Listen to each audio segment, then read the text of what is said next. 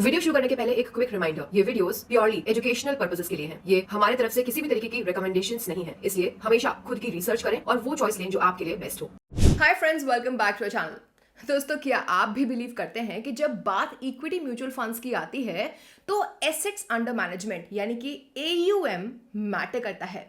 कुछ लोग तो मानते हैं कि बड़े साइज के यानी कि बड़े AUM वाले इक्विटी फंड्स कम AUM वालों से बेहतर होते हैं ना। उन इक्विटी फंड्स के लिए जो मेनली लार्ज कैप स्टॉक्स में इन्वेस्ट करते हैं, जैसे कि लार्ज कैप फंड्स और फ्लेक्सी कैप फंड्स, उनके लिए फंड्स का साइज सच में मैटर नहीं करता। लार्ज कैप स्टॉक्स काफी लिक्विड होते हैं और उनकी अच्छी खासी ट्रेडिंग वॉल्यूम होती है और इससे कोई डाउट नहीं रह जाता कि फंड का साइज उस फंड के परफॉर्मेंस को सस्टेन कर पाएगा या नहीं। हालांकि कई इक्विटी फंड्स जिनका ज्यादा AUM होता है ना, उनका कम पोर्टफोलियो टर्नओवर रेशियो हो सकता है।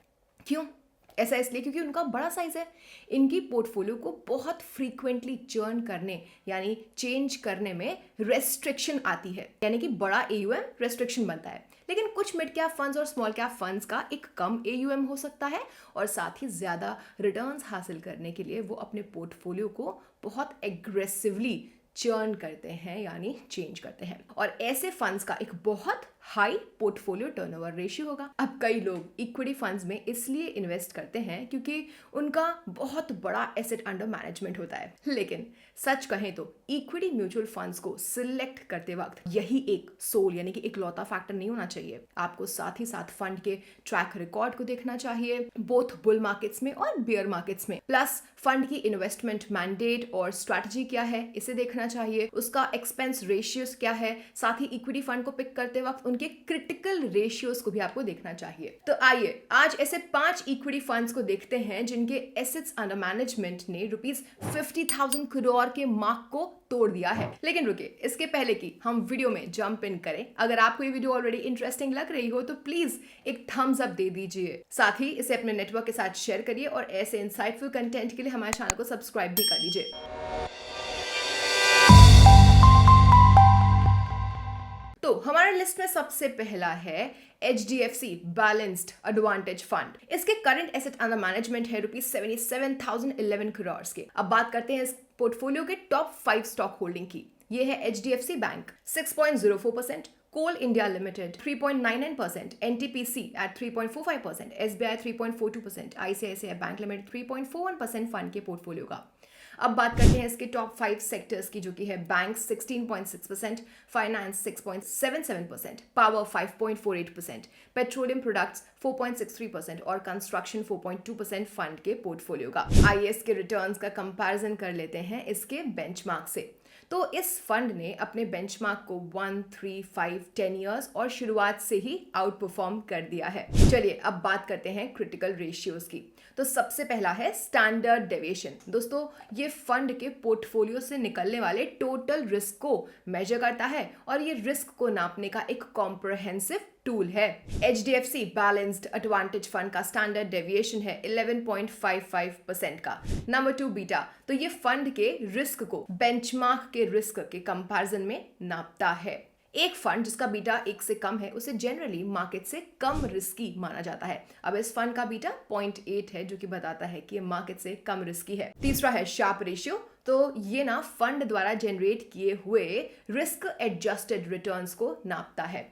अगर हम आसान भाषा में कहें तो ये इंडिकेट करता है कि फंड द्वारा लिए गए रिस्क के हर एक यूनिट के लिए इसने कितना एक्सेस रिटर्न जनरेट करके दिया है। तो इस फंड का शार्प रेशियो 1.78 का है, जो कि इंडिकेट करता है कि for every unit of risk जो इसने बियर किया है, फंड ने 1.78 टाइम्स के एक्सेस रिटर्न्स जनरेट करके दिए हैं।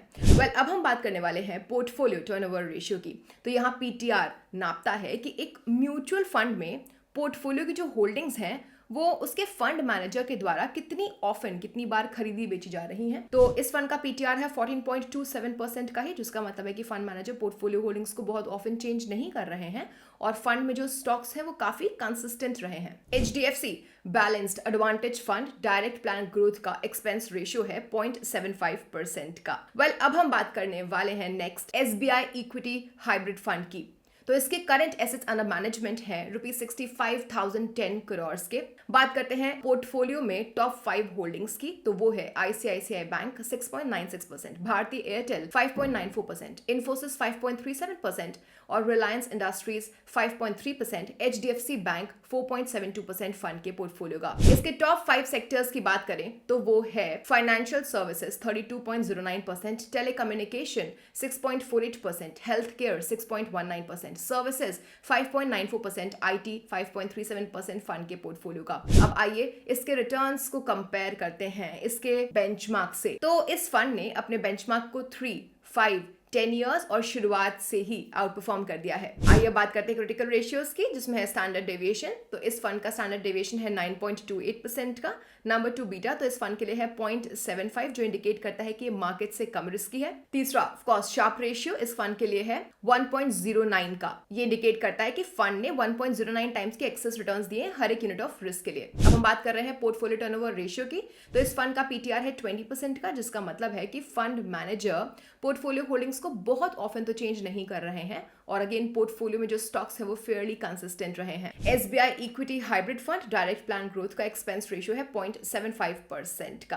अब हम नेक्स्ट बात करने वाले हैं HDFC mid cap opportunities fund की। तो इसका करंट एसेट्स अंडर मैनेजमेंट है रुपीज 59,027 करोड़ का। बात करते हैं इस फंड के पोर्टफोलियो में टॉप 5 होल्डिंग्स की, जो कि हैं Indian hotels 3.92%, Apollo tyres 3.84%, max health care institute 3.21%, the federal bank 3.08% और टाटा कम्युनिकेशंस 2.97% पे। इसके टॉप 5 सेक्टर्स की बात करें तो वो कुछ इस तरीके से हैं। Banks 11.16%, auto components 8.57%, finance 8.42%, IT software 8.12% और इंडस्ट्रियल प्रोडक्ट्स 7.92% फंड के पोर्टफोलियो का। चलिए अब इसके रिटर्न्स को कंपेयर कर लेते हैं इसके बेंचमार्क से। इस फंड ने अपने बेंचमार्क को ओवर 3 इयर्स और शुरुआत से आउट परफॉर्म किया है। अब हम देखने वाले हैं क्रिटिकल रेशियोज को, जिसमें पहला है स्टैंडर्ड डेविएशन। इस फंड के लिए है 14.10% का। नंबर 2 पे हम बात करने वाले हैं बीटा की, जो कि है 0.9 इस फंड के लिए, जो इंडिकेट करता है कि मार्केट से कम रिस्की ही है। और तीसरा है शार्प रेशियो का। फॉर दिस शार्प रेशियो है 1.85 टाइम्स का, जो इंडिकेट करता है कि हर एक यूनिट ऑफ रिस्क के बदले इस फंड ने 1.85 टाइम्स के एक्सेस रिटर्न्स जनरेट करके दिए हैं। अब हम बात करते हैं पोर्टफोलियो टर्नओवर रेशियो की। तो इस फंड का पीटीआर है 19.09% का, जिसका मतलब है कि फंड मैनेजर ने पोर्टफोलियो होल्डिंग्स को बहुत ऑफन चेंज यानी कि चर्न नहीं किया है, और पोर्टफोलियो में जो स्टॉक्स हैं वो फेयरली कंसिस्टेंट रहे हैं। HDFC mid cap opportunities fund direct plan growth का एक्सपेंस रेशियो है 0.78% का।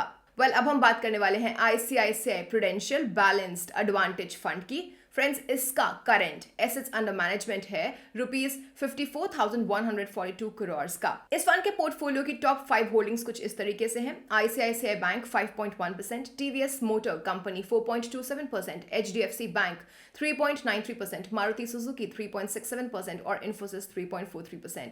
इसके टॉप 5 सेक्टर्स की बात करें तो वो हैं फाइनेंशियल सर्विसेज 19.03% पे, automobile and auto components at 10.29%, IT 6.8%, FMCG 5.67% और oil gas and consumable fuels at 3.89% fund के पोर्टफोलियो का। अब चलिए बेंचमार्क के कंपैरिजन में इसके रिटर्न्स को कंपेयर करते हैं। तो इस फंड ने अपने बेंचमार्क को ओवर 3 इयर्स और इंसेप्शन से आउट परफॉर्म कर दिया है। अब देखते हैं क्रिटिकल रेशियोज को, जिसमें पहला है स्टैंडर्ड डेविएशन। इस फंड के लिए है 5% का। नंबर 2 है बीटा, जो कि इस फंड के लिए है 0.4 का, विच इंडिकेट्स कि ये मार्केट से कम रिस्की है। और तीसरा है शार्प रेशियो, इस फंड के लिए है 1.77 का, जो इंडिकेट करता है कि इसने हर एक यूनिट ऑफ रिस्क के बदले 1.77 टाइम्स के एक्सेस रिटर्न्स जनरेट करके दिए हैं। अब हम देखने वाले हैं पोर्टफोलियो टर्नओवर रेशियो को। तो इस फंड का पीटीआर है 27% का, जिसका मतलब है कि फंड मैनेजर पोर्टफोलियो होल्डिंग्स को बहुत ऑफन चेंज नहीं कर रहे हैं, और पोर्टफोलियो में जो स्टॉक्स हैं वो फेयरली कंसिस्टेंट रहे हैं। ICICI prudential balanced advantage fund direct plan growth का एक्सपेंस रेशियो है 0.87% का।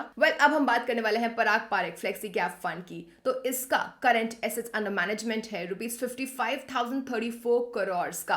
इस फंड के पोर्टफोलियो में टॉप 5 होल्डिंग्स कुछ इस तरीके से हैं। HDFC bank at 8.05%, Bajaj holdings and investment limited at 6.99%, power grid corporation of India limited 5.65%, HCL technologies 5.36% और कोल इंडिया लिमिटेड 5.12% फंड के पोर्टफोलियो का। अब हम बात कर रहे हैं टॉप 5 सेक्टर्स की इस फंड के, तो वो है banks 19.88%, internet and technology 11.84%, capital markets at 7.8%, IT software 7.42% और फाइनेंस 7.1% पे फंड के पोर्टफोलियो का। चलिए बेंचमार्क के कंपैरिजन में इसके रिटर्न्स की बात कर ली जाए। इस फंड ने अपने बेंचमार्क को 1, 3, 5, 10 इयर्स और शुरुआत से ही आउट परफॉर्म कर दिया है। अब हम देखने वाले हैं क्रिटिकल रेशियोज को। इसमें पहला है स्टैंडर्ड डेविएशन जो कि इस फंड के लिए है 11.32% का। नंबर 2 पे है बीटा, तो इस फंड का बीटा 0.66 है जो इंडिकेट करता है कि ये मार्केट से कम रिस्की है। तीसरा है शार्प रेशियो। इस फंड के लिए शार्प रेशियो जो इंडिकेट करता है कि रिस्की हर एक यूनिट के लिए फंड ने कितने एक्सेस रिटर्न जनरेट किए हैं, वो है 1.56 टाइम्स का। अब देखते हैं पोर्टफोलियो टर्नओवर रेशियो को। इस फंड का पीटीआर है 33.9% का, जिसका मतलब है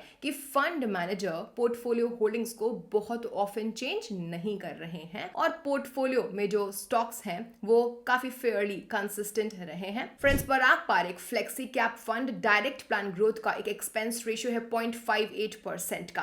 अब हम वीडियो के एंड में आ चुके हैं, तो ये था हमारे आज के वीडियो के बारे में। अगर आपको ये वीडियो हेल्पफुल लगी है तो प्लीज इसे थम्स अप दे दीजिएगा, इसे अपने दोस्तों के साथ शेयर करिएगा और ऐसे ही इंसाइटफुल कंटेंट के लिए हमारे चैनल को सब्सक्राइब भी कर लीजिएगा। Thank you for watching. मिलते हैं नेक्स्ट वीडियो में, तब तक के लिए happy investing and bye bye.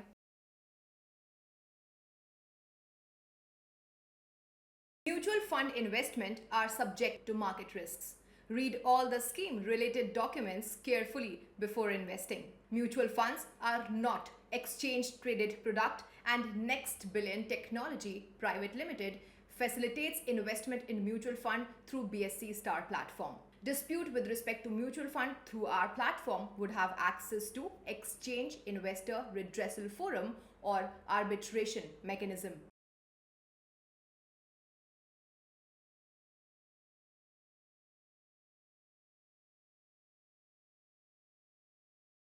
Mutual fund निवेश बाजार जोखिम के अधीन है। योजना संबंधी सभी दस्तावेजों को ध्यान से पढ़ें।